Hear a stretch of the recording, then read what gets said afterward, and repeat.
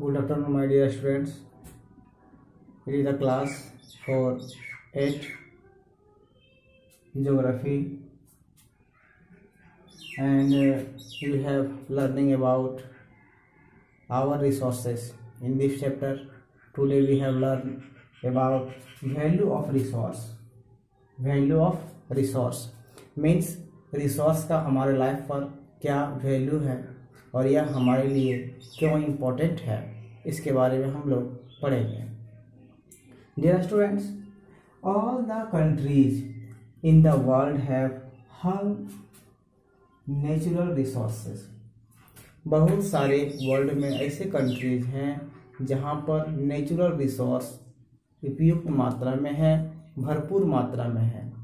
Natural resource हम लोग पहले पढ़ चुके हैं. उसे कहते हैं जो प्रकृति में पहले से वो संसाधन मौजूद हैं जिसका प्रयोग करके हम उसको यूटिलाइज बनाते हैं और अपने लाइफ को हम सेटिस्फाइड करते हैं, उससे संतुष्टि प्राप्त करते हैं. तो डियर स्टूडेंट्स, अब है क्या कि ये जो नेचुरल रिसोर्स जिस कंट्री में है वो तो एक संपन्न कंट्रीज हैं, लेकिन फिर भी वह पूर्ण रूप से संपन्न नहीं होने का कारण क्या है? देखिए वही लिखता है, but they don't have know how to use and develop resource. बहुत सारे ऐसे कंट्री हैं जो अपने रिसोर्स को सही तरीके से यूज नहीं कर पाते हैं और इसका परिणाम होता है कि वह डेवलप नहीं करता है. You can also look at the example of our state that you also know that about 40% of our countries have minerals in Jharkhand. हमारे भारत का लगभग 40% मिनरल्स झारखंड में है. But you can look out that our Jharkhand is a poor state and a lot of members of Jharkhand are unemployment. That means it's proof that no better management of natural resource with our state government. इस बात को यह proof करता है कि हमारा state में इतने सारे मिनरल्स होने के बावजूद सही तरीके से डेवलप नहीं कर पा रहा है. इसका एक प्रमुख कारण हो जाता है कि हमारी सरकारें उस पर सामंजस्य नहीं बना पा रही है, उसका सही यूटिलाइज नहीं हो रहा है. और नहीं तो हमारे यहाँ जितनी अनएम्प्लॉयमेंट, बेरोजगारी थी, पॉवर्टी, गरीबी थी, उसको जड़ से ख़त्म किया जा सकता है. अब जानते हैं कि जापान एक ऐसी कंट्रीज है जहाँ पर बहुत ही कम नेचुरल रिसोर्स है, लेकिन वहाँ पर टेक्नोलॉजी इतनी डेवलप है कि वह क्या करता है, दूसरे कंट्रीज से रिसोर्स लाता है एज ए मिनरल्स के रूप में और एज ए प्रोडक्ट के रूप में वो फिर से सेल करता है. फॉर एग्जांपल आप समझिए कि अगर वो इंडिया से 1 किलो लोहा लेता है, आयरन लेता है, और फिर उसी आयरन से, स्टील से वह घड़ी बना करके हमारे इंडिया में लाके बेच देता है, तो 1 किलो में तो बहुत सारी घड़ियाँ बन जाएगी.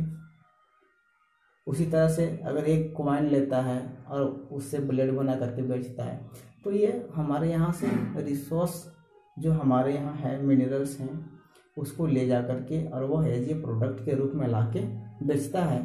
तो इस तरह से कोई भी कंट्रीज जिसके पास कम भी रिसोर्स है वो ज़्यादा फायदा कमा सकता है, और अगर उसकी बेहतर मैनेजमेंट नहीं है तो उसका रिसोर्स की कोई वैल्यू नहीं है. दैट मीन्स वो सही तरीके से यूज नहीं कर पाएगा और डेवलप नहीं कर पाएगा. तो हमारे लाइफ में वैल्यू इसकी बहुत ही ज़रूरी है, अधिक है. इकोनॉमिक वैल्यू, कुछ रिसोर्सेस ऐसे होते हैं जिसकी इकोनॉमिक वैल्यू होता है. इकोनॉमिक वैल्यू आप पढ़ चुके हैं. इकोनॉमिक वैल्यू उसे कहते हैं जब हम कोई भी रिसोर्स को सेल परचेज करते हैं और उसकी क्रय विक्रय होती है तो उसे इकोनॉमिक वैल्यू कहा जाता है. जैसे आपके एरिया में माइका है, वो एज ए क्या है, रिसोर्स है, उसको क्या करते हैं, सेल करते हैं, तो आपको पैसा आता है, पैसा कमाते हैं, तो इसे इकोनॉमिक वैल्यू कहा जाता है।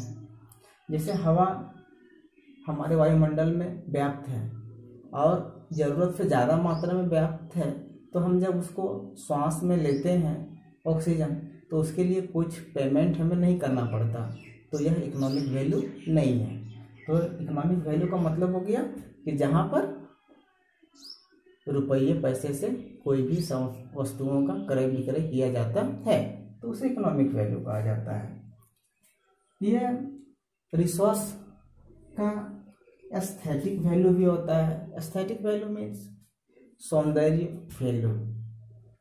सौंदर्य क्या है, आपने देखा होगा कि बहुत सारे ऐसे जगह हैं जहाँ पर हम लोग सिर्फ आनंद मतलब सुखद महसूस करने के लिए, देखने के लिए जाते हैं, घूमने के लिए जाते हैं, तो उसके लिए हमें टिकट लेना पड़ता है। तो जब हम टिकट लेते हैं तो जो उसकी मैनेजमेंट संभाल रही है उसको उससे फ़ायदा होता है। तो इस तरह के वैल्यू को एस्थेटिक वैल्यू कहा जाता है।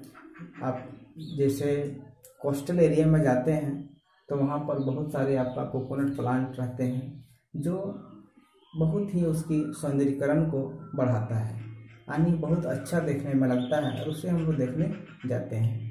हम लोग बड़े बड़े झीलों को देखने जाते हैं। तो इस तरह से जहाँ पर नेचुरल को, सुंदरता को देखने के लिए हम लोग जाते हैं और उसमें पैसे एक्सपेंसेस करते हैं, खर्च करते हैं, तो उसे एस्थेटिक वैल्यू कहा जाता है। नेक्स्ट है लीगल वैल्यू। ये जो रिसोर्स है इसकी लीगल वैल्यू भी होती है। लीगल वैल्यू का तात्पर्य है कि यह कानूनी रूप से वैलिड होता है। जैसे कहीं पर कोई झील है तो उसके आसपास के जितने सारे लैंड होते हैं वो कॉस्टली हो जाते हैं, महंगे हो जाते हैं, तो इस तरह से उसका क्या है, वैल्यू बढ़ जाता है और उसकी यूज लोग रेंट पर देने के लिए या फिर वहाँ पर कोई बिजनेस पर्पस से करने लगते हैं। तो उसकी ये नेचुरल रिसोर्स की एक लीगल वैल्यू भी होती है। थोड़ा सा आप ये जान लें कि नेचुरल रिसोर्स जो होती है उसका समय के साथ यूज भी चेंज होते रहता है। जैसे आपका दिया हुआ है बुक में मोर टू नो में कि पहले लकड़ियों का उपयोग हथियार बनाने के लिए, वेपन बनाने के लिए किया जाता था। After that would is used for fire.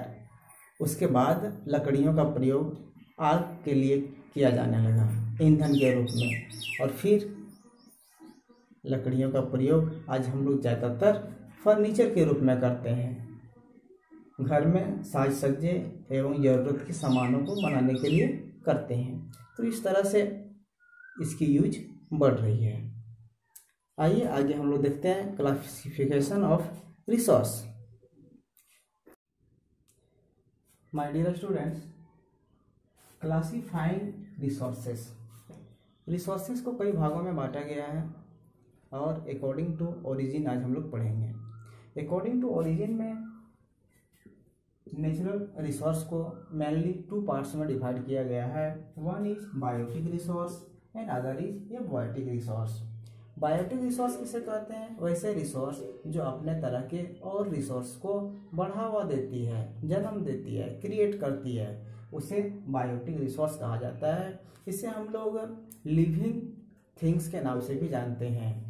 जिस भी प्राणी में जो प्रकृति द्वारा प्रकट है और उसमें लाइफ होती है तो उसे हम लोग बायोटिक रिसोर्स कहते हैं। जैसे प्लांट आपका बायोटिक रिसोर्स है, इसमें जान होती है और वो अपने तरह के और प्लांट को बढ़ाने में सक्षम है। जैसे ह्यूमन, मनुष्य, मानव भी बायोटिक रिसोर्स के तहत आता है। ये भी अपने तरह के प्राणियों को बढ़ाने में सक्षम है। एनिमल्स, ये भी आपका बायोटिक है। अदर देन ए बायोटिक रिसोर्स। ये बायोटिक रिसोर्स से तात्पर्य है, रिसोर्स तो है, हमारे लिए उपयोगी तो है, हम लोग उसका प्रयोग तो करते हैं, लेकिन उसमें जान नहीं होता है। जैसे air is essential for me but they have no life and it is non living thing. तो बायोटिक में क्या है? एयर,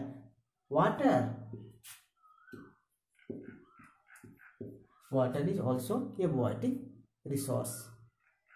इसमें लाइफ नहीं है, लेकिन यह हमारे लिए एसेंशियल रिसोर्स है। इसके अलावा लैंड, रिवर, माउंटेन, रॉक्स, तो ये सारे हमारे ये बायोटिक रिसोर्स हैं।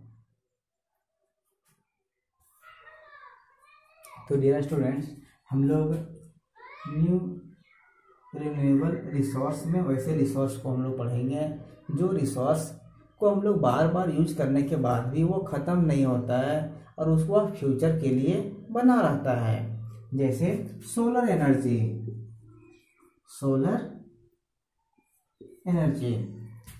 यह क्या है कि अगर हम लोग इसका यूज करते हैं सोलर एनर्जी का बार बार, तो भी कभी सन का लाइट ख़त्म होने वाला नहीं है। इसके अलावा हम लोग विंड का प्रयोग करते हैं, विंड एनर्जी, ये हवा भी कभी ख़त्म होने वाला नहीं है, बार बार हम लोग यूज कर सकते हैं और वह फिर से हम लोग प्राप्त भी कर सकते हैं। इसके अलावा हम लोग वाटर एनर्जी को भी कर सकते हैं, वाटर रिसोर्स को भी रिसाइकलिंग होते रहता है, यह ख़त्म होने वाला नहीं है, फिर से वह अपना फॉर्म को चेंज कर लेती है, लेकिन यह रिन्यूएबल है, इसको बार बार यह चक्रित होते रहता है एक लिमिट टाइम में, यह ख़त्म नहीं होता है, एक समय के बाद यह पुनः फिर से प्राप्त कर सकते हैं। जबकि नॉन रिन्यूएबल रिसोर्स ऐसे रिसोर्स को कहा जाता है जिसको आप अगर एक बार यूज कर लेते हैं तो वह ख़त्म हो जाता है, फिर से उसे प्राप्त नहीं कर सकते हैं। आपके पास जितनी मात्रा में मौजूद है उसी को आप प्रयोग कर सकते हैं, जिसका उदाहरण सबसे अच्छा है कोल, पेट्रोलियम,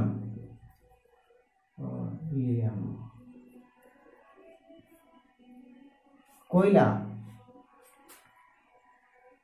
को आप एक बार यूज कर लेते हैं तो वो फिर से प्राप्त नहीं कर सकते हैं।